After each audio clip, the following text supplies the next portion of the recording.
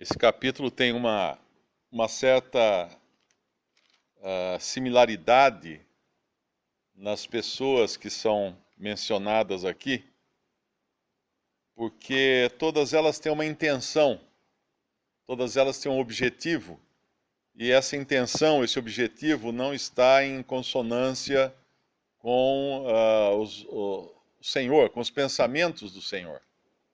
E é isso que coloca todas essas pessoas mencionadas aqui agora, até o versículo 45, dentro de uma mesma categoria, que é a categoria do homem natural, buscando aquilo que lhe apraz, buscando aquilo que ele acha mais interessante para si, e às vezes até não percebendo o que se passa no coração de Cristo.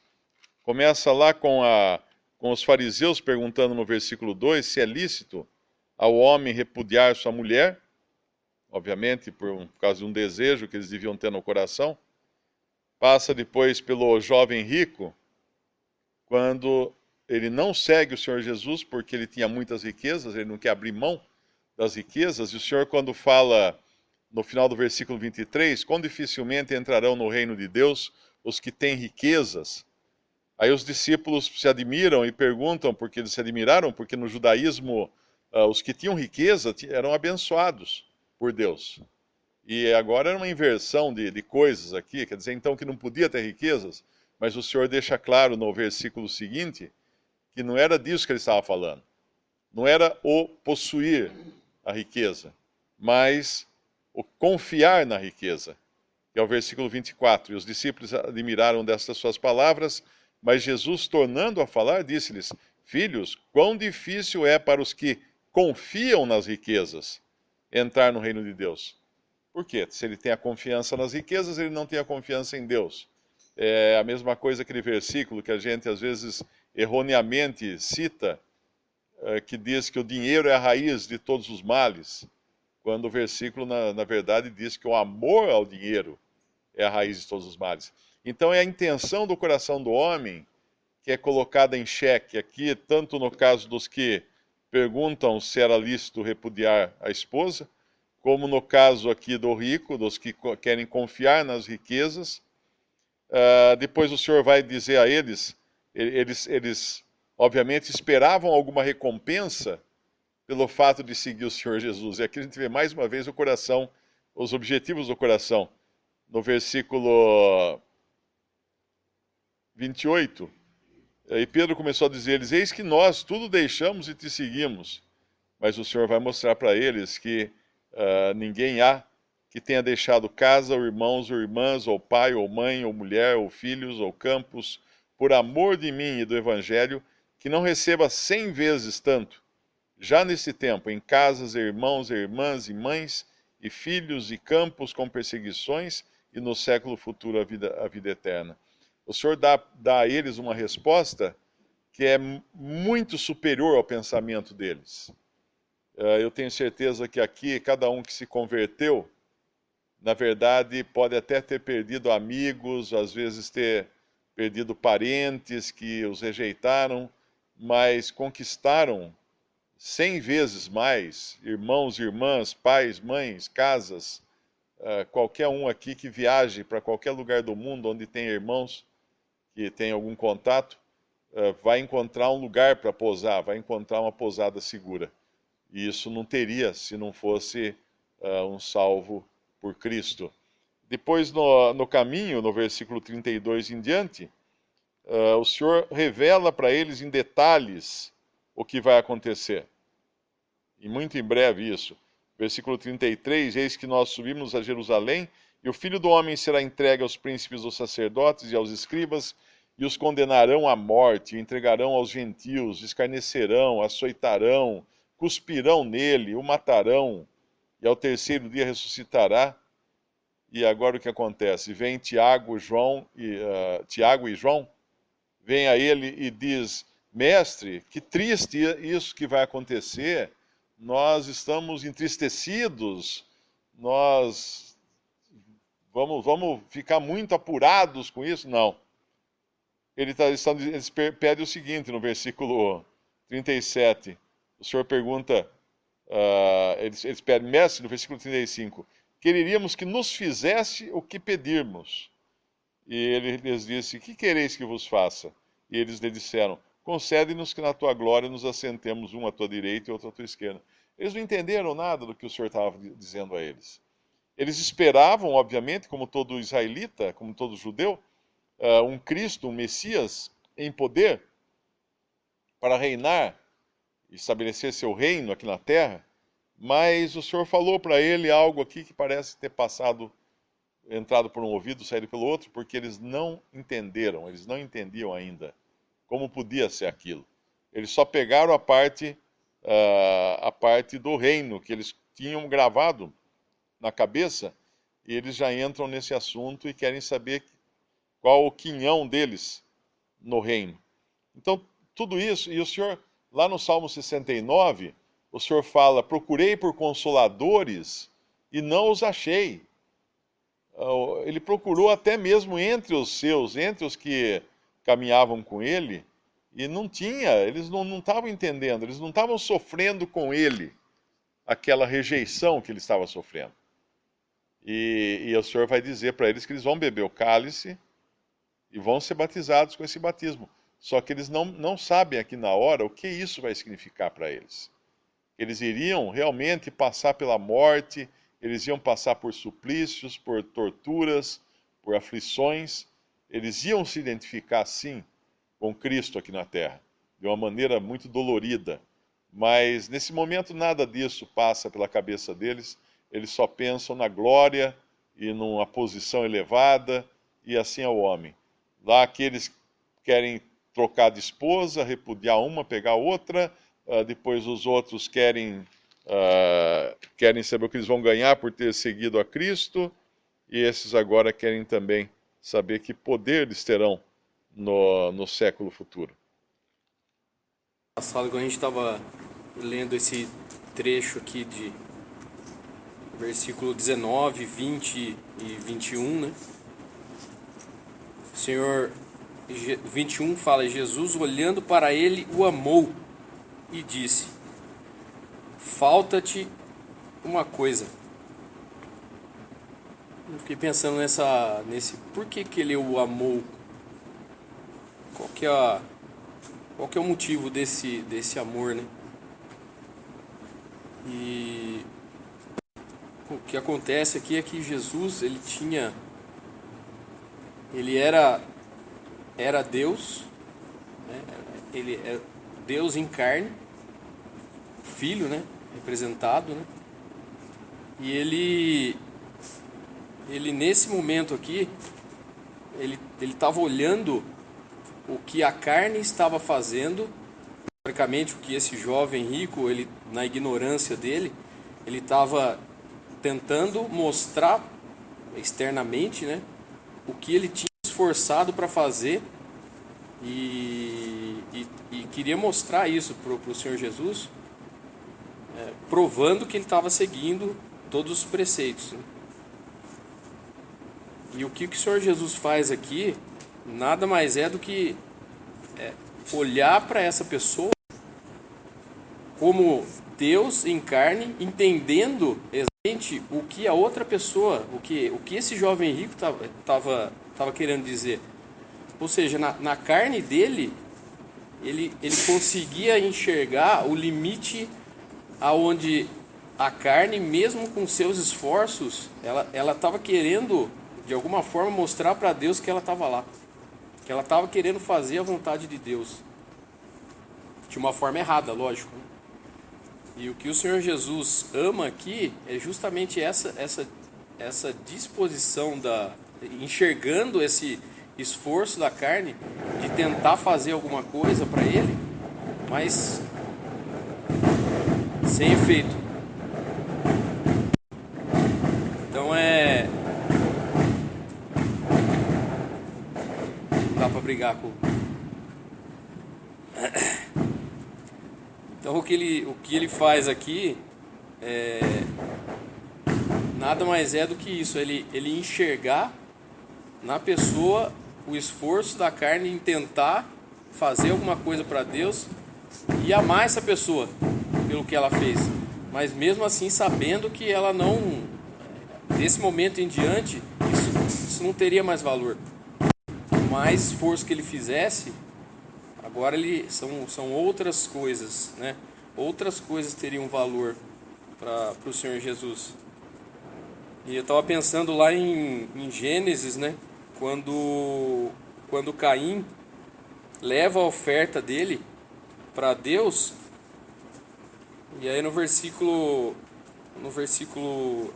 vamos ler lá em Gênesis 4:6. Mas para Caim, para a sua oferta, não atentou, e irou-se Caim fortemente, e descaiu-lhe o semblante. E o Senhor disse a Caim: Por que te iraste? E por que descaiu o teu semblante? Se bem fizeres, não haverá aceitação para ti, e se fizeres bem, e se não fizeres bem, o pecado jaz à porta. Então, parece ter uma certa motivação, né, por parte de Deus, mostrando para ele, ó, se você fizer o bem, você também, né, vai ser aceito. E aí nós podemos pensar no Senhor Jesus, entendendo, conhecendo agora a carne, vivendo ele, o que o homem é por dentro, e mostrando e amando essa outra pessoa, porque ele sabe o que essa pessoa levou até ele, de obras que mesmo que vazias, mas ele sabia. E só que a justiça dele aqui nesse momento era o quê? Que isso não tinha valor nenhum. Ele precisava separar. E ele fala, realmente, qual que é o conselho motivando esse jovem aqui? Deixa, né? Falta uma coisa, vende tudo que tens e dá-o aos pobres. Então ele está também falando para ele, ó, você deixa tudo que você tem, né, e segue-me, porque isso que era importante, e não as obras, e não o que era passado, como o Mário comentou, né? Toda a velha ordem, ela mudou. Então daqui para frente era seguir o Senhor Jesus. E essa natureza de querer fazer alguma coisa para conseguir se justificar para Deus, isso aí não tinha mais vez, né, nessa nova realidade.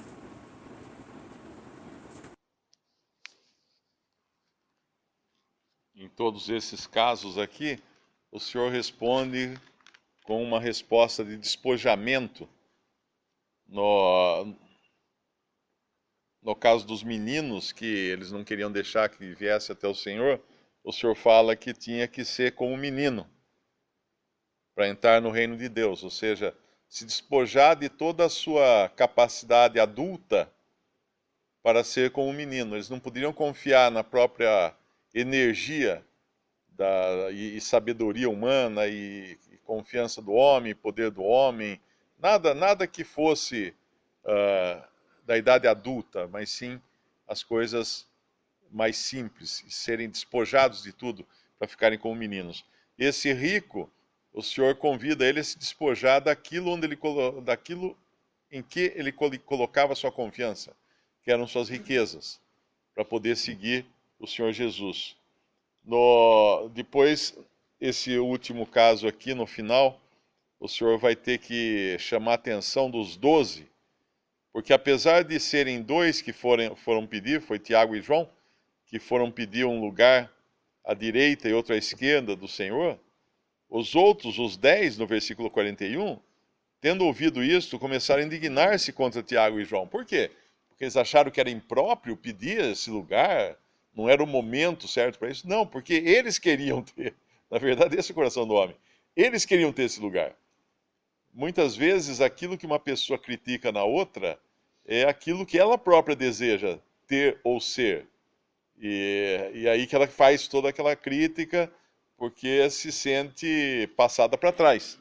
E aí, aqui tem 10 passados para trás no seu desejo de estar numa posição elevada no reino. E o Senhor vai mostrar despojamento para eles. No versículo 42, ele diz assim: mas Jesus, chamando-os a si, disse-lhes: sabeis que os que julgam ser príncipes das gentes, delas se assenhoreiam, e os seus grandes usam de autoridade sobre elas, mas entre vós não será assim.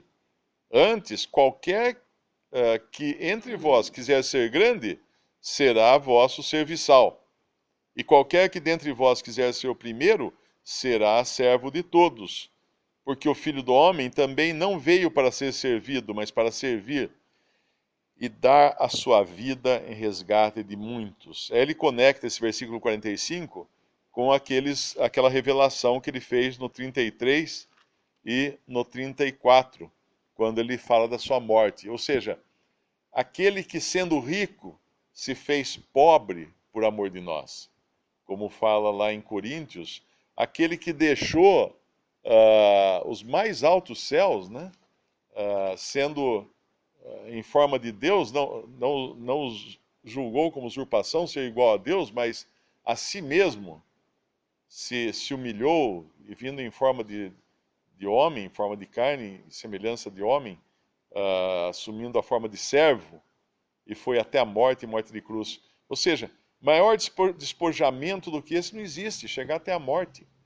Chegar no ponto em que você não tem mais nada, inclusive a vida. E o Senhor tomava agora esse seu exemplo, seu próprio exemplo, para falar para eles que ele ia dar a vida em resgate de muitos. Ele ia abrir mão de tudo que ele tinha. Ele já tinha deixado para trás toda a sua glória celestial, como a gente costuma cantar naquele hino, os palácios de marfim, para vir à terra numa posição humilhante, uma posição degradante de servo, mas ele ia mais fundo, ele ia chegar mais baixo. Ele ia até a morte, morte de cruz. Na realidade, tudo tinha que passar pela cruz ainda, né? Então nós vemos esse cego de Jericó também, que era uma figura bem clara, né, de Israel, que não conseguia enxergar. Essa multidão estava seguindo ao Senhor, mas não conseguia enxergar quem era essa pessoa que estava ali. Tudo estava obscuro para eles. Apesar do Senhor estar ali disposto, né, a fazer tudo o que eles pedissem. O poder, na verdade, dessa pessoa divina, o poder estava ali. Mas poucos se aproveitavam desse poder, como esse cego, por exemplo, que foi, pediu e recebeu. Então o poder estava ali. Faltava o quê? Então faltava fé para que eles pudessem receber aquilo que eles queriam e aquilo que eles precisavam também. A cura que eles precisavam. Tanto como nação, né? Mas como a incredulidade da nação era enorme, então aqueles que por fé se aproximavam obtinham essas bênçãos, né? Cura, e obtinham vida por estar crendo nele. Mas ainda antes da cruz era impossível que eles obtivessem um nível superior a isso. Nós podemos contrastar essa petição dos apóstolos aqui com Filipenses, com o apóstolo Paulo em Filipenses 1.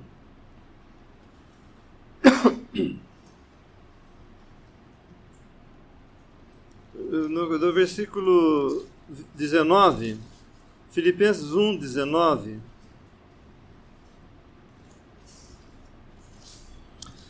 Porque sei que isto me resultará a salvação pela vossa oração e pelo socorro do Espírito de Jesus Cristo, segundo a minha intensa expectação e esperança de que em nada serei confundido. Antes, com toda a confiança, Cristo será, tanto agora como sempre, engrandecido no meu corpo, seja pela vida, seja pela morte.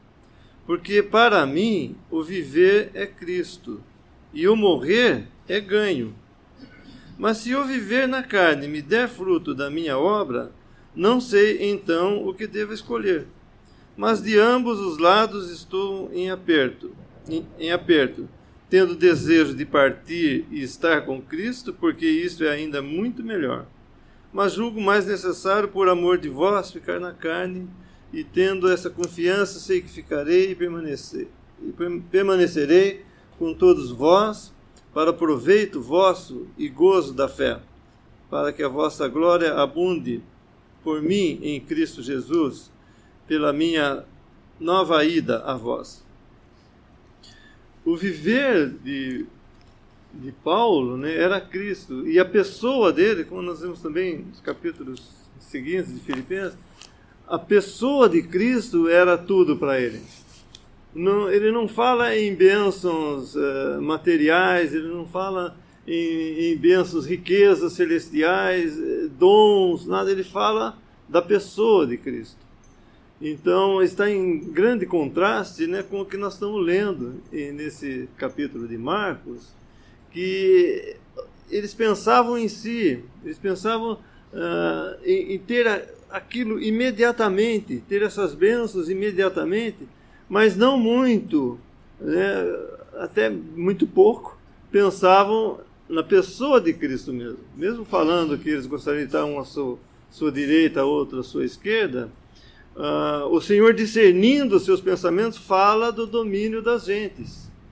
Quer dizer, na verdade, discernindo a intenção deles, né, ainda que com grande amor o Senhor os adverte, né, falando que eles não deviam buscar essas coisas, o ter poder sobre os outros, mas ser servo um dos outros, que é aí que estava a verdadeira bênção, como ele mesmo, o próprio Senhor, tão abençoado porque ele estava para servir e não para ser servido. Então essa intenção deles, né, de chegar às bênçãos sem passar pela cruz, como o Senhor fala para eles, podereis beber o cálice que estou para beber. Então, isso ele está falando porque eles passariam, eles falam que podiam e realmente eles passariam. Mas ainda eles passariam e teriam como prêmio não propriamente as bênçãos que eles tanto ali na sua natureza, né, carnal, não digo pecaminosa, na sua natureza, em Adão, né, eles estavam desejando as coisas dessa natureza antiga, e que isso não seria as virtudes do reino, mas as virtudes do reino, na verdade, seria estar com ele. Paulo queria perder todas as coisas por causa dele. Então essa é a grande diferença que vão ter os discípulos depois da cruz. Porque depois da cruz, quando eles então, com seus pecados expiados, tudo já tratado completamente pela obra de Cristo, e Cristo glorificado, recebendo o Espírito Santo do Pai e derramando na terra o Espírito Santo, enviando o Espírito Santo para a terra, aí sim, os crentes seriam habitados pelo Espírito Santo, o Espírito Santo estaria entre eles, e eles então poderiam enxergar aquilo que eles estavam impossibilitados de ver antes que essa obra fosse cumprida. Então, depois da cruz, né, nós vemos que tanto Pedro como o próprio apóstolo Paulo, né, fala de estar com ele, de ser como ele, chegar à sua ressurreição, à perfeição. Por quê? Porque não era as bênçãos, não era como o jovem rico, né, que tinha boas intenções e tudo, podemos dizer, uma doçura de alma, né, mas não atingia aquilo que depois da cruz eles poderiam receber, que era a própria pessoa de Cristo, dar o devido valor à própria pessoa de Cristo. Não só as bênçãos que seguiriam, mas a própria pessoa dele, que ocultaria todas as coisas, que todas as bênçãos, as riquezas futuras e tudo, vão estar eclipsadas, né, por Cristo, porque Cristo é o principal objetivo, o principal objeto de adoração e de tudo que os crentes têm depois da cruz. Bonito ver também que a gente, vendo esses exemplos do Senhor Jesus na terra, nos faz lembrar também das lições que nós vemos na palavra de Deus dos seus servos. Por exemplo, Jacó teve 4 eventos marcantes na sua vida. E em cada evento desse que ele teve, ele ergue uma coluna de pedras. A primeira é quando ele tenta barganhar com Deus para que Deus o abençoasse. Naquele episódio em que ele, com o sono, ele vê a escada ligando nos céus. E nós vemos que ele tenta barganhar com Deus. Então ali é um exemplo de nós confiando na nossa carne. Depois ele vai para o segundo evento, para a segunda coluna que ele ergue. É quando ele tem que aprender que não se pode confiar na carne. Ali ele tem uma situação entre ele e seu sogro, Labão, em que um não podia confiar no outro. Eles veem isso e fazem até uma aliança. Mas o resumo é que ninguém ali, nenhum nem outro, podia confiar em si, porque sabia que longe eles não agiriam corretamente. Depois nós vemos o terceiro evento, logo depois do episódio da filha dele, que comete fornicação e seus filhos matam, então, o homem que fez isso, e ele tem que aprender a confiar somente em Deus. Deus o chama de volta para o lugar de origem que ele havia erigido essa coluna, que era Betel. E por fim, nós vemos que Deus tira de Jacó a coisa que ele mais amava na terra, que era sua esposa, Raquel. E tirando isso dele, era a mesma coisa que falar: perdi tudo, agora eu só tenho a ti. Então nós vemos que Deus, em seus caminhos de sabedoria, de misericórdia, quer nos levar nesse sentido, ao vermos somente a Cristo diante de nós. E é bonito de ver que já nessa época, ele tem um filho, que foi o último filho de Raquel, que deram o primeiro nome dele de Benoni, que é meu filho de dores. Mas daí Jacó imediatamente muda o nome desse filho para Benjamim, que é o filho da minha destra. Então, nesses 2 nomes, nós vemos uma figura de Cristo, que ele havia de ser o filho de dores, que haveria de vir a esse mundo, padecer, mas também, depois de ressuscitado, o filho da destra. Então, que maravilha nós vemos Deus levando, e é um pouco do que nós vemos aqui nesse capítulo, culminando no final dele, em que o cego, com os olhos abertos, agora pode ver a Jesus e segui-lo. Somente ele. Ele largou tudo para trás, sua capa, tudo que ele tinha ficou para trás. Então, a mesma coisa que Jacó, ele deixou tudo do passado para trás. As coisas que ele mais dava valor ficaram para trás. Em troca do quê? Em troca de Deus. Ou em troca agora para nós aqui do Senhor Jesus, da pessoa bendita de Cristo Jesus.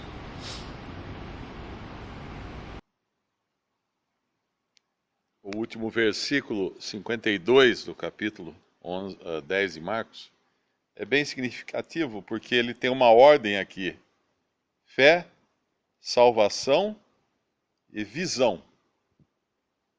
E aí vem seguir. E é isso que acontece também. Primeiro, a fé. É o crer no não visível, no impossível, no que não se pode palpar. E aí temos salvação pela fé em Cristo. E depois de salvos, daí nós conseguimos enxergar, passamos a enxergar. E passamos a apreciar as coisas de Cristo. e aí então vai virar o nosso desejo de segui-lo. Normalmente, dentro de uma perspectiva religiosa, eu estava até lembrando aquele livrinho escrito por um monge da Idade Média, Imitação de Cristo. É muito bonito, os dizeres, tudo ali é muito bonito, mas é a perspectiva religiosa, que é você seguir a Cristo para poder ver e para poder ser salvo. Quando, na verdade, começa pela fé no não visível, recebe a salvação, enxerga e aí segue a Cristo.